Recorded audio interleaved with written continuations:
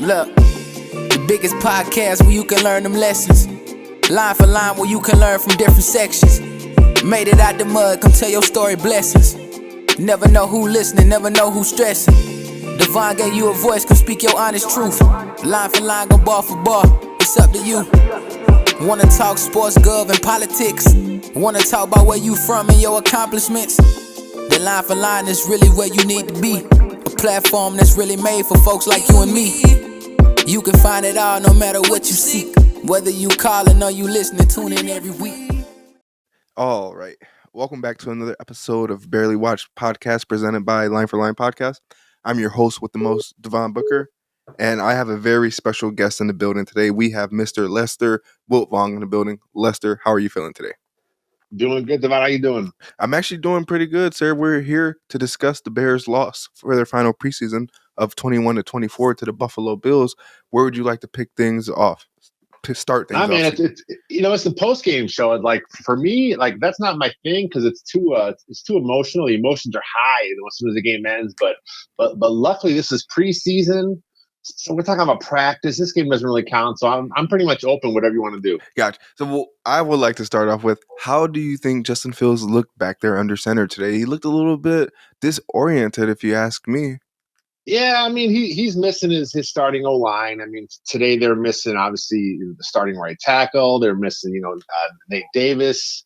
The center was Doug Kramer, who may not even be on his roster in a week. So, it's a little sketchy with the stuff he had going on there, but I think he's fine. He kind of started slow, but kind of picked it up, and he did what they wanted him to do.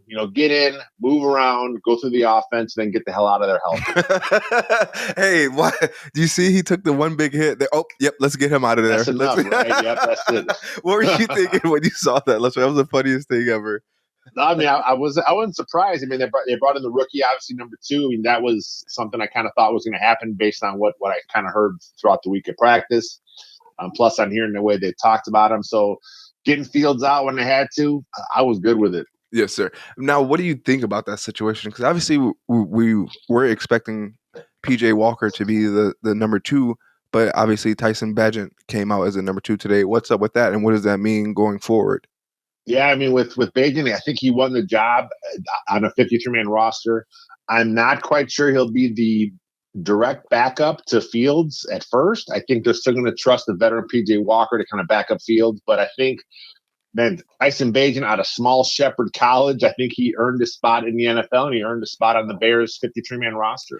That's where it gets tricky for me. Obviously, there's $2 million guaranteed for PJ Walker out of the $4 million as well on a 2-year contract.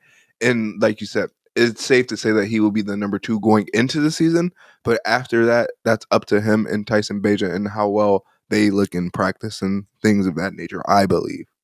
Exactly. I mean, part of it is that there's the emergency third quarterback rule.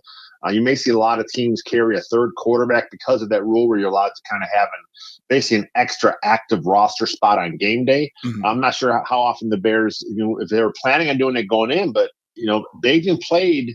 He looks the part. He looks like he definitely has a future in the NFL. So I think he's definitely going to stick. But most teams will not trust a rookie, undrafted free agent to be the number 2. So I just think they're going to want the veteran Walker, who's kind of seen things more. He has more experience. He'll be the guy to start, and then eventually, I would not be surprised if Bagent ends up winning the role based on stuff he does in practice. But regardless, it's a fun story to watch for Bears. Of course. Now, where would you say it went wrong with PJ Walker? It just seemed that he just didn't have it when we saw him on the field. Obviously, he did a little bit better today, going for 6 for 11 with 71 yards, though. I mean, this is who he is. I mean, this is his first year in the offense. And we hear a lot about the stuff about, Justin Fields is more comfortable year 2 in the scheme. Well, this is PJ Walker's first year in the scheme. He's coming over from something completely different in Carolina. Like I said, he's a veteran. He's been around a little bit. He's been through a lot of different offenses, but he struggled, and it's not just in preseason. Early on, he struggled in camp as well. But like I said, as a veteran, I just think they trust him to kind of run through the offense a little better than they would a rookie. Got it. Now, obviously, we're changing the size of the ball, but how long until you see the growing pains go away for Tyreek Stevenson with his PI calls and things of that nature? He's going to struggle. I mean, look at Kyler Gordon last year at corner. I mean, he struggled for pretty much the whole season. He really kind of settled in, really late. And then now, he's had a really good camp, really good preseason. He looks like, a player for the future that's going to be a fixture at that nickel spot for the Bears. And with Tyreek Stevenson, it's the same thing. I see it all the time, and rookie corners struggle. It's a different game. Mm-hmm. They're going up against, much better talent, obviously, in the NFL. So he has to learn how to not be so handsy, Mm-hmm. which, the games are called differently. And he'll learn each referee that he sees, they're going to call things a little differently. So he'll kind of have to understand that going in, know what he can do, what he can't do, what he can get away with. He'll learn these veteran tricks. And then the nice thing is he has Jalen Johnson opposite him who can show him the ropes and let him know what he can and can't do each week. And do you see him being day one starter opposed to Jalen Johnson? Yeah, I think it's going to be both those guys out there. It's going to be Kyler Gordon at nickel, Johnson and Stevenson starting at outside corner. And then after that, it's tough to say, but, it's the 53-man roster cut down. The roster is due in Tuesday by 3 o'clock Chicago time. Mm-hmm. That's going to be pretty sick as well, too. Did you get any update on the Deontay Foreman injury? I did not. I mean, they have. I mean, I'm sure they're probably talking at some press conferences now, but I have yet to hear anything exactly about those. The only injury I did hear about is Doug Kramer, the center. He was seen with a cast on his hand after the game, so not good for the Bears' third string center. Yeah, his name did get called a lot last week. I don't know if you paid attention or not, but he was very active last week. Yeah, I mean, Kramer's fine. I mean, he's always to me been a practice squad candidate just because he's only a center. Mm-hmm. And the Bears seem okay with Whitehair and then Lucas Patrick, but with the Whitehair having a hand injury, Lucas Patrick's been missing time. Doug Kramer was in line to probably be the starter week one if those guys are still injured, but the way it looks now, if he can't snap, I can't see him even being part of the team at all. Yeah. Now, who do you see starting week one on the offensive line? Do you think we'll have all our starters ready to go? I don't think Tevin Jenkins will be there. I know it was reported earlier last week or earlier the week that he had 2 strained calves. Today he was seen in the locker room with a walking boot on his right leg that maybe just kind of help him, maybe if it is a calf, that's to kind of help him stabilize the muscle and not strain it anymore. But I can't see Jenkins ready to go. But the other 4, it's interesting. I mean, it's up to Patrick. If Patrick can't go at center, and Whitehair's hand can't snap, I don't know what they're going to do. I mean, Dieter Iceland is probably the next man up, so not ideal for Justin Fields. Yeah. Does that change the trajectory of the game against the Packers, where a lot of people have them slated to be the winners? I mean, that's always, that's a toss-up to me. I mean, the Packers, I know a lot of Bears fans want to think they suck and they're going to be terrible because Rodgers is gone, but it's still the Packers. I mean, that's still a quality team over there, and Jordan Love has looked pretty good this preseason, so it's going to be a tough game either way. But like I said, if it's Dieter Iceland at center, you're going to have to game plan around that. So you'll see more rollouts, more play action, and may be more run heavy than they want it to be. But it's all on how the rest of the line shapes up because Braxton Jones should be fine. Darnell Wright, from what I understand, he'll be back for week 1. Nate Davis, who has been in ramp-up mode, the entire offseason, it seems, he's supposed to be ready to go that game. So they'll have some vets up there, but I'm a little nervous at center. Yeah, we're definitely going to have to see how that plays out. But talk to me about the defensive line, Lester. What's this about hearing Ryan Poles reached out to the Chiefs about Chris Jones? My guess is that's bogus story. Mm-hmm. I forget who actually reported it, but it wasn't really someone that usually gets the inside stuff. And our guy, Greg Gabriel, of course, him. He's a long-time scout in the NFL. He writes for us at Windy City Gridiron. He mentioned that he thinks the story may not even be true. I mean, Ryan Poles knows the GM over there in KC. Mm-hmm. He's obviously from KC. He may have reached out just to kind of poke around to see what's up, but I can't see that happening. The Chiefs are going to keep him. They know he's a huge part of their Super Bowl run, so they're not going to let him go. It sounds about right. Well, now what do you think the defensive line will look like for the Bears this year? Obviously, you got Yannick Ngakoue, or however you pronounce it, ready to be. That was it. I think you nailed it. I think it's going to be him. DeMarcus Walker should be back. Again, he hasn't practiced much, but he should be back at defensive end. And then I think we're going to go through the two veterans in the middle, Andrew Billings, who they signed as a free agent at the nose, and then Justin Jones comes back as your 3 tech. But there's much better depth this year. I mean, of course, the story came out during the game that Travis Gibson was given permission to seek a trade. And again, I'm not sure how much truth there is to that rumor, but we'll kind of see how that plays out here in the next couple of days. He actually didn't look bad out there today. Yeah, I saw him with the strip sack as well too. He has had a really good preseason. The Bears, for whatever reason, they really knocked him down the depth chart. He was running with the threes and stuff during camp and during the preseason games, but every chance he's given to play in preseason, he's flashed each week. I would like to see him stay, but I can certainly understand if the Bears wanted to go in a different direction.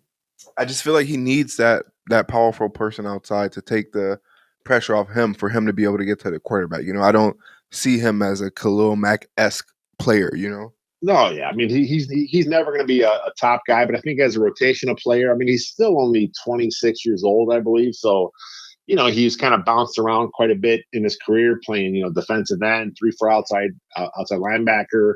In college, he played a lot on the interior as well. So, he's a guy that may just be coming into his own, and that's why I said I think you could have him stick around and be one of your rotational guys, but at the end of the day, he's not a Ryan Poles guy. He was drafted by Ryan Pace, and maybe Ryan Poles just wants his guys on that D-line. Yes, sir. What would you rate the Bears' performance for this preseason, sir?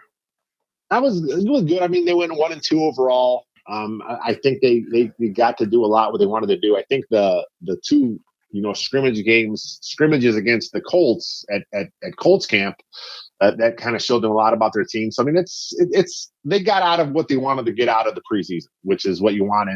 And as far as, like I said, as far as we know, there are no serious injuries right now. That they all should be back relatively around week 1. So that's the big thing out of your offseason. Get everyone through it and get everyone healthy. Yes, sir. Yes, sir. Now, who would you say was the most valuable player of the preseason for the Bears? That's a good one. I mean, you got to go with the quarterback Tyson Bagent, just because of the how much he did and how exciting he was and how much he gave fans and media stuff to talk about. So I mean, he looked pretty good. I mean, he led the team on some scoring drives. Now he had the pick today. It was a mistake either on him or on the receiver's part, but overall, like I said, man, he looks the part, and I think the Bears may have found something there in Bagent. Now, if there was a comparison out there that you can give him to, who would you say it is? To Bagent, I mean, look at the Brock Purdy last year for the Niners. I think he was a 7th-round draft pick. Nick Mullins, another former 49er, undrafted free agent. I mean, there are guys in the league that have kind of come in, unheralded, and have kind of worked their way into a roster. And if Bagent is a guy that the Bears can now have and develop as their number 2 here, Chicago has a very cheap, cost-controlled quarterback. Mm-hmm. They don't have to go out and spend, $2, $3, $4 million on a backup every year because they have a guy that they are developing themselves, and that's good for the franchise because you're going to have to pay Fields soon. There are some other contracts coming up here, either Mooney or Claypool. They have a big deal coming up. So if you got a guy you trust as your number 2 for the next few years, that saves you money in the long run. Totally understand that. And how do you feel about the guy Roschon Johnson, who just looks good every time he touches the ball? Yeah, the thing about Roschon Johnson is he is a good pass blocker and he's a good receiver out of the backfield. And I think those two things will get him on the field quicker than a lot of people think, because Khalil Herbert, that's kind of where he struggled at early part in his career. He's working on it, but, let's see if he can do it in a game, because, he's had some issues. And the same with Foreman. He's kind of had the same issues in his career too, where he wasn't the best pass blocker, wasn't the best receiver out of the backfield. Whereas Roschon Johnson, that's something he thrives in. So I think he's going to be a big part of this offensive scheme all year. Yes, sir. So with that being said, the Bears did pretty well this preseason, and you look forward to them being able to do something this upcoming season? Yeah, I mean, it should be a fun year. I mean, like I said before, man, last year the Bears won 3 games, and it was a fun season for all of us fans watching, because they did a lot of cool things. They're going to improve this year. They improved. They spent money. They spent draft picks. The draft picks from last year are starting to step up a little bit. So this team has improved in all phases of the game, all position groups. So I'm not saying Super Bowl or bust, but I'm saying it's going to be a fun year, and this team should be much improved, and they should push for a playoff spot in the NFC. Yes, sir. Now, it's not me if I don't throw out something funny or throw out a joke, but how soon until you see them bringing in Tariq Cohen for a workout? And that's cool. That story broke this week that he is healthy, ready to go. Of course, he tore up his knee a couple years ago. During his rehab, he tore his Achilles. So he had a rough go of it the last few years, but he's healthy, good to go. I don't think the Bears will do it, but I do hope he gets a chance somewhere in the league because, man, he was an all-pro punt returner. He is outstanding out of the backfield. He is really shifty as a runner. So I hope he lands somewhere in the NFL. And you think he still has that same spark to him that he had while on the Bears? I hope so. I mean, it's tough, man. Like I said, he tore up his knee and tore his Achilles. So, he says he's healthy, ready to go. I'm assuming at some point he's going to try and do something for NFL executives and scouts to kind of look at him, whether he goes to a team or whether he holds like an individual pro day style thing for himself. But that's what he has to do. He has to prove to teams that he still has that quickness because he's a smaller guy. So he's not going to be, he's not powerful with the ball in his hands running. His game is all based on quickness. So if he lost that, his time in the league may be done. But if he can show he has it, I think he'll get signed. We're definitely rooting for him at Line for Line podcast. Tariq Cohen was pretty good with his time with the Bears. That's your guy. Yeah, that's definitely my guy. Is there anything else that you have to add to this conversation, Lester? I'm surprised you didn't get any Kindle Vildor question. That's your other guy. No, that's definitely not my guy. But I heard his name called today. I as soon as I heard his name called, I was like, Lester's somewhere jumping up and down right now. No. I think his time in Chicago's over. I can't see them signing him. He's been running with the fours for the most part all camp. He got passed on the depth chart. I wouldn't be surprised if he's cut and goes unsigned to come back to the practice squad because he is a veteran. He knows the scheme. Mm-hmm. But I think Kindle Vildor's days are over. But even though he was pretty good and averaged, 4 picks a season? 4 or 5? Yeah. He was much better last year than he was early in his career. But again, we talk about Ryan Poles wanting his guys. I mean, Kindle Vildor was a Ryan Pace guy. He was drafted for the previous regime. So, Ryan Poles may just want to go with the guys that he brought in and let them grow within his system. I'm here for it, Lester. I expect big things from the Bears, and I look forward to seeing them open up the season against the Packers in a week or two. Nice. I'm with you. It should be a fun game. Yes, sir. Well, ladies and gentlemen, with that being said, that was your host with the most, Devon Booker, and that was Lester Wiltfong. Lester, we greatly appreciate your time. Anytime, brother. You calling or you listening, tune in every week. Line for line. Oh yeah, I'm going line for line.